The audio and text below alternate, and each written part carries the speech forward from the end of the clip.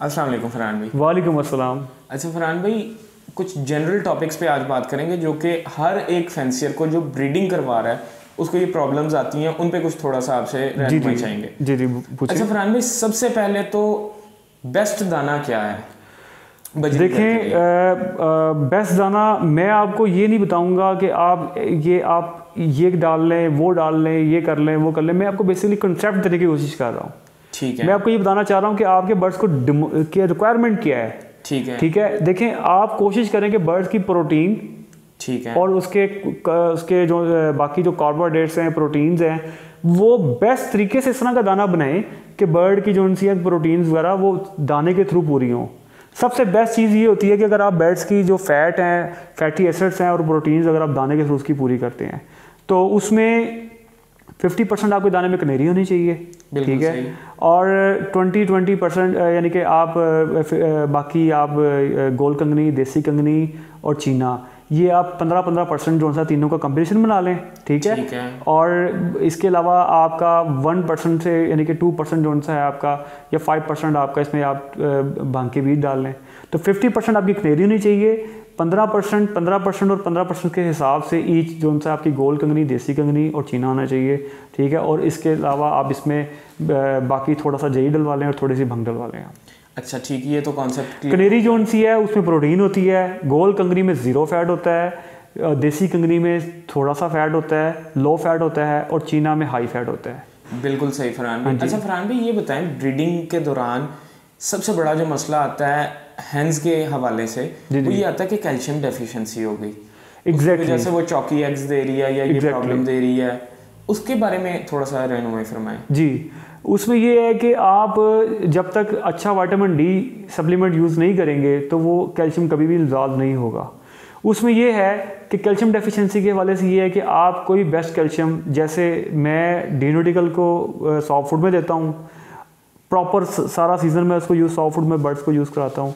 और लिक्विड के अंदर मैं वो एवी गोल्ड का एक बड़ा ज़बरदस्त बिलाल खान से मैंने इस दफ़ा यूज़ किया था, वो क्या कहते हैं HIDI कैल्शियम जो सा था वो मैंने यूज़ किया था बिलाल खान साहब से लेके। वो परफेक्ट चीज़ है।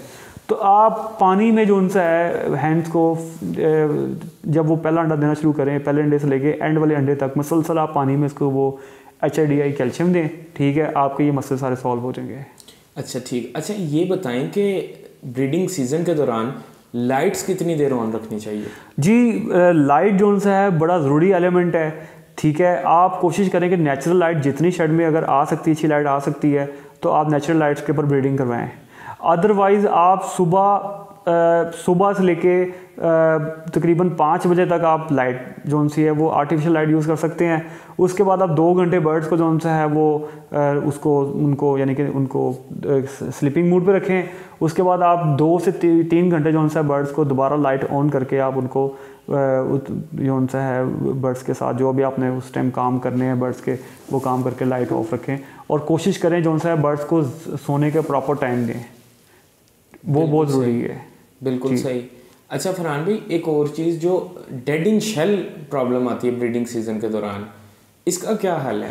डी डेड इन शेल का पहले कोई वजह बतानी चाहिए। सबसे पहली वजह ये होती है कैल्शियम डेफिशिएंसी।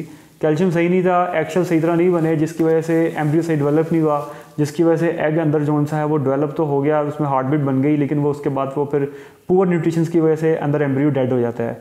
सेकंड जो वजह है, सबसे बड़ी वजह ये है कि हम ब्रीडिंग सीज़न में अपनी खिड़कियां विंडोज़ बंद कर लेते हैं। हमें खिड़कियां वगैरह खोलनी चाहिए, हमें थोड़ी बहुत वेंटिलेशन रखनी चाहिए। एग्जॉस्ट फैन सुबह हमें 15 मिनट मस्त चलाना चाहिए। आपका अंदर खिड़कियां 25% अगर ओपन हो, फ्रेश एयर अंदर आएगी तो आपका डेड एंड शेल नहीं होगा। जो मेन रीज़न है कि हम हवा को स्टक कर देते हैं, जिसकी वजह से डेड एंड शेल जो सा होता है, एक कैल्शियम की वजह है और एक एयर का स्टक होना मेन वजह है। तो आप एयर वेंटिलेशन सही करें, यानी कि किसी भी तरीके से ऐसा एटमॉस्फेयर बना लें कि अंदर नेचुरल नेचुरल अंदर आप उसको फ्रेश एयर को अंदर इन आप मस्ट करें, सर्दियों चाहे जितनी मर्जी सर्दी हो। अच्छा एक और बात बताएं, एग्जीबिशन की ब्रीडिंग करवाते हुए कंटिन्यूसली हम हैंड से ब्रीड ले रहे हैं तो कितने क्लच के बाद कितने दिन का गैप या कितने दिन का रेस्ट उसको देना चाहिए? देखें, आपको ये बहुत सारे और फैक्टर भी देखने होते हैं कि आपको वेदर कंडीशंस देखनी होती हैं। ठीक है। अगर मौसम ही चेंज हो गया है, शदीद गर्मी आ गई है, तो आप 1 से 2 क्लच के बाद आपको बर्ड स्टॉप करने पड़ेंगे अगर मौसम एकदम गर्म आ गया है। तो मेरे ख्याल में 3 क्लच इनफ होते हैं। तो आपको एक लेइंग से लेकर दूसरी लेइंग के बीच में मिनिमम 21 दिन का वक्फा मस्ट रखना चाहिए। अच्छा, ये बहुत एक्सपर्ट बात आपने कही कि अगर हम उसको फोस्टर भी कर रहे हैं तो 21 डेज का गैप लाजमी है। तो आपको फोस्टर, आपको एंड वाले जो एग हैन का ले होता है उससे आगे 21 दिन मस्ट आपको जो सा ना वो हैन को रोकना चाहिए। अच्छा फरहान भाई, ये बात बताएं कि बाजू का तो ऐसा होता है कि हम ज़्यादा उसको विटामिन दे देते हैं, कैल्शियम्स दे देते हैं, तो फीमेल जो है वो ओवर हीट हो जाती है, उसकी नोज़ बिल्कुल चॉकलेट ब्राउन हो जाती है। तो उस सिचुएशन में हमें क्या करना चाहिए? देखिए बात यह है कि हम लोग पाकिस्तानी कौम, फिर वही बात कि हम कंफ्यूज कौम है, हमें पता ही नहीं है और हम हर चीज़ डब्बे के डब्बे डाल के बर्ड्स को दे जाते हैं। तो इस चीज़ से जितना हो सके आप क्या कहते हैं वो परहेज़ करें, ठीक है। जब हैंडल ले करके बैठ गई है तो उसके बाद आप कोशिश करें उसको कोई विटामिन ना दें, उसको सादा पानी पे रखें, ठीक है। आपने जब पेयर किया है उस टाइम आप उसको मल्टीविटामिन दें, ठीक है। जब जोड़ा वगैरह पेयर अप कर दिया है उसके बाद जब तक वो क्रॉस करता है उसको मल्टीविटामिन देते रहें, ठीक है। मल्टीविटामिन में आप सॉल्वेट डी ब्रीडर भी हो सकता है, ठीक है। एवी गोल्ड का एक वो बड़ा शानदार मल्टीविटामिन है, उसके अंदर प्रोबोटिक भी शामिल है, प्रोबोटिक उसके अंदर अमाइनो एसिड्स शामिल हैं, उसमें इलेक्ट्रोलाइट शामिल हैं। आप वो जब पेयरिंग करें तो आप उसको मल्टीविटामिन देते रहें। जब फर्स्ट एग ले करने लगे हैं तो उसको उस टाइम कैल्शियम शुरू कर दें और एंड वाले एग तक उसको कैल्शियम देते रहें। उसके बाद आप फिर बाकी जब तक वो बच्चे सेल्फ नहीं होते तब तक आप उसको फ्रेश वाटर ही देते रहें, कोशिश करें। अदरवाइज़ आप देंगे तो फिर वो मदर ब्रीडिंग कंडीशन में दोबारा आ जाएगी और वो फिर पेयर जो सा होगा वो हाइपर हो जाएगा, हाइपर एक्टिविटी हो जाएगी, जिसकी वजह से हैन या तो बच्चों पर अटैक कर देगी या फैदर प्लग कर देगी, 100 मसले सारे शुरू हो जाते हैं। तो कोशिश करें कि आप इसको चीज़ें अवॉइड करें। अच्छा फरहान भाई, एक बात और बताएं कि ये स्ट्रेस आ जाता है बर्ड को बाज़-औक़ात आप हाथ में पकड़ते हैं तब भी आ जाता है, बाज़-औक़ात केज नहीं पसंद आया या मेल एग्रेसिव हो गया, हैन आ गई स्ट्रेस में, हैन एग्रेसिव हुई, मेल स्ट्रेस में आ गया। स्ट्रेस रिलीज करने का क्या बेहतर सोल्यूशन? स्ट्रेस की सबसे बड़ी वजह हम खुद हैं। जब हम स्ट्रेस में होते हैं तो हमारे बर्ड भी स्ट्रेस में होते हैं। सही। जब हम स्ट्रेस में होते हैं, हम कब स्ट्रेस में होते हैं? जब हम सोचते हैं कि यार इस बर्ड का पीक कंडीशन है, हमने से ज़्यादा ब्रीड लेनी होती है। और जब हम उस बर्ड की स्ट्रेस नहीं लेते तो वो बर्ड बेहतरीन ब्रीड करता है। तो हम सबसे पहले अपने आप को रिलैक्स रखें, ठीक है। बर्ड को भी उतना ही रिलैक्स रखें जितना उसका हक है। तो आप बर्ड को जितना उसको फ्रेश वाटर देंगे, जितना सादी ग़िज़ाएं देंगे, वो बर्ड उतना ही स्ट्रेस से कम उसको शो होगी। जितना आप उसके साथ छेड़छाड़ करेंगे, जितना आप उसको मल्टीविटामिन देंगे, उसको गैर ज़रूरी चीज़ें देंगे, बर्ड उतना ही ज़्यादा आपको स्ट्रेस शो करेगा। बिल्कुल सही कह रहे हैं फरहान भाई। तो आप उसको ऑर्गेनिक डाइट्स पे रखें, ऑर्गेनिक उस पर आप उन चीज़ों पे आप उसको रखें। अच्छा फरहान भाई, फर्ज करें कोई बर्ड स्ट्रेस में आ गया है, जी, तो उसको स्ट्रेस रिलीज करने के लिए क्या करना? जी, ये बड़ा अच्छा आपने सवाल पूछा है। आपको स्ट्रेस रिलीज करने के लिए जो है उसको कोई भी एनर्जेटिक चीज़ देनी चाहिए। फॉर एग्जांपल आप जब आप देखेंगे, फॉर एग्जांपल आप बर्ड केयर कंपनी है, उसका एक एनर्जाइज है, बहुत ज़बरदस्त है। विटा फार्म का स्पार्क है, वो बहुत ज़बरदस्त है। फिर इसके अलावा कोई भी अच्छा प्रोबोटिक दे सकते हैं, कोई भी अच्छा मल्टीविटामिन दे सकते हैं, कोई भी अच्छा ग्लूकोज तक आप दे सकते हैं, ठीक है। वक्ती टेम्परेरी उसको अगर आपके पास कुछ ना हो तो आप स्ट्रेस मैनेजमेंट करने के लिए उसको वो क्या हम सर्दियों में भी ग्लूकोज दे सकते हैं? जी, आप दे सकते हैं। अगर बर्ड को, मैं आपको वर्ड यूज़ कर रहा हूँ, अगर आपके पास कोई चीज़ नहीं है तो आप उसकी स्ट्रेस रिलीज करने के लिए कोई भी चीज़ जो आपके पास इमरजेंसी में अवेलेबल है वो आप दे सकते हैं। कोई भी एनर्जेटिक चीज़ जो उसको एनर्जी बहाल करे।